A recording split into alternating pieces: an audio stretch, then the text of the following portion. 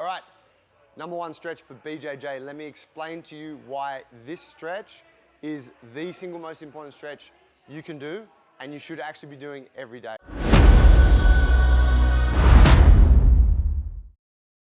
When we train Jiu Jitsu, we're essentially in a flexed position the whole time. So if you sort of catch a glimpse of where I'm at when I'm standing, right? But you'll notice here, my hip is flexed, right? Rather than extended. So my hip is flexed, and generally speaking, my upper back is gonna be a little bit rounded, okay? This is always gonna be a safe position because I'm keeping my elbows in, right? I wanna keep my limbs close to my torso, and I wanna keep my hips back from my opponent, okay? Hip flexion, shoulders forward, upper back rounded. Now let's go to the ground. If I'm playing in a guard position, let's say I'm here, I'm in a seated guard, my hip is flexed, my shoulders are rounded, my upper back is rounded. Let's say I'm down playing a closed guard game, could be half guard, could be whatever you want down here, but you'll see my hip is flexed, my back is rounded, my shoulders are forward, okay? Now this is really important for Jiu Jitsu because this is essentially how the guard works, right? Now add to this the fact that I'm using my legs to control the weight of my opponent, okay? I'm now generating huge amounts of force through the hip flexors, right? These are the muscles that run along the front of the hip, okay? And these are counter to your glutes and to the muscles of the lower back, right? They extend the hip, these flex the hip. So let's say I'm here and I'm sweeping and I'm trying to do the whole thing and I'm trying to off balance my opponent.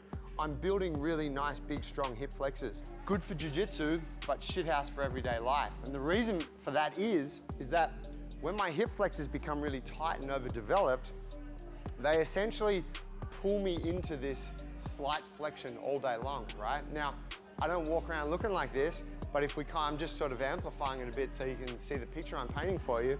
Hips are a little bit flexed, then in order for me to straighten up, I gotta lift through my spine, and that's how I tend to walk around throughout the day, right?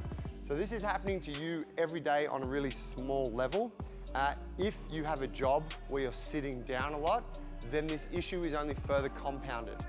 So what's the simple solution? Well, I can't give you a 100% this is gonna fix you for life solution, but I can tell you that you will increase your athleticism on the mats, you will reduce your risk of injury, and you will live a better life if you simply stretch your hip flexors every day. Okay, so I'm gonna show you a few different variations you can use to open these guys up.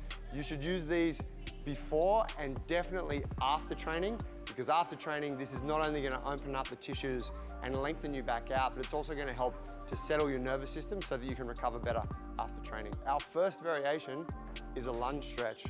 This is about as simple as it gets. You'll notice my front foot is flat, okay?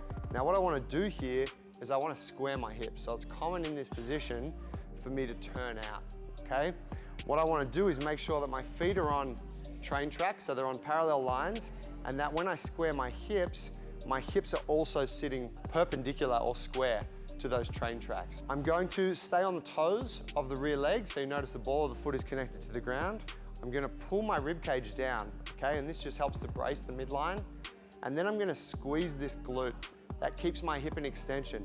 Now all I do from here is start to drive my hip forward until I feel a pull through the front of the hip here. Now for some of you, this position will be a really intense stretch, and this is gonna be the perfect position for you. For others, this is not gonna be intense enough. So I'm gonna show you a couple of variations where you can dial up that intensity. If you were doing this before class, you could keep it dynamic, so you could pulse in and out of that end range. And if you're doing it after class, I'd suggest you do more of a static hold. So you could just hang out here for 60 to 90 seconds, keep a bit of a squeeze, keep a little bit of tension here, open the chest, but don't let those hips turn out.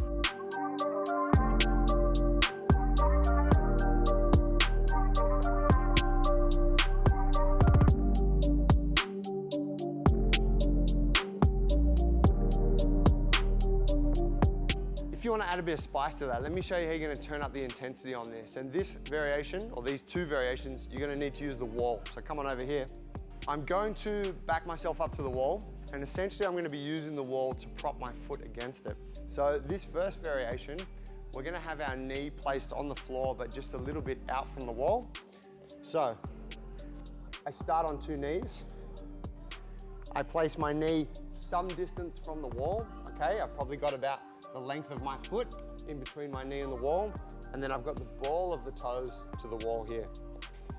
My weight is on the hands, and then I bring my other leg up into a lunge position. Okay, now what's important here, if this position is really excruciating for you, then you need to go back to that first variation and just use that more. Once you develop a certain amount of range, this will become accessible. Once I'm here, I can bring my weight, or my hands rather, just to this knee, and I'm gonna go through the same checks. So I'm gonna square my hips, I'm gonna make sure that my heel, my knee, and my hip are all in one line, okay? So I don't wanna be off center like this. This is quite common, we don't want that. Squeeze the glute, brace the abs, and then I'm driving my hip forward, okay? Driving that hip forward. Now notice as I do that, I start to just extend through the spine. So I'm adding a bit of tension, I'm getting this nice big stretch through the quads, through the hip flexors, sometimes even the abs. And keep in mind, for some people it will be more hip flexor, for others it will be more quads. It doesn't really matter. What's important is that you're opening up this structure through the front of the hip, okay?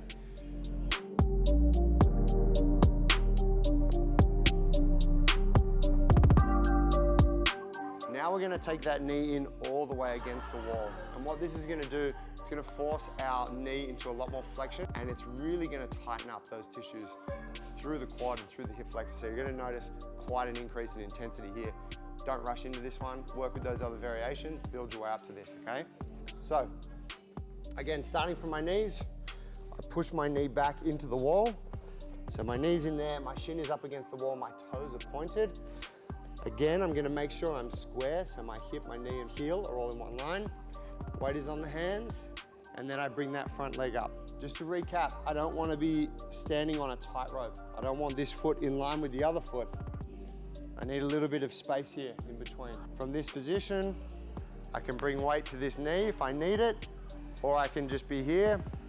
I'm gonna squeeze the glute, brace the abs, and again, I'm reaching through my torso and pushing my hip forward. Now this is quite an intense stretch, okay? If you feel any pain or discomfort rather in your lower back, it just means you're too arched through the spine.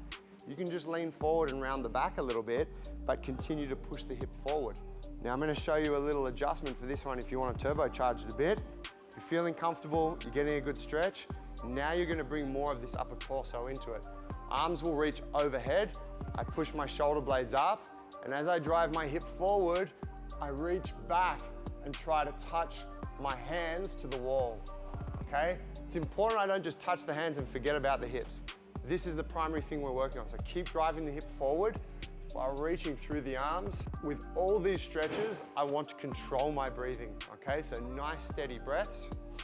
I'm pulling in through the nose and out through the mouth or the nose. It's important that the air comes in through your nose. It's gonna help relax your nervous system. And for a lot of jiu-jitsu folks, we get super hyped up when we go through our rolls at the end of training. Once we step off the mats, it takes a long time for the nervous system to calm down. Using some deliberate breathing and a stretch like this, or any long hold stretch, is a really good way to settle that nervous system so that you can start to recover quicker, have an appetite again, go to bed early, all those things. Don't watch Netflix.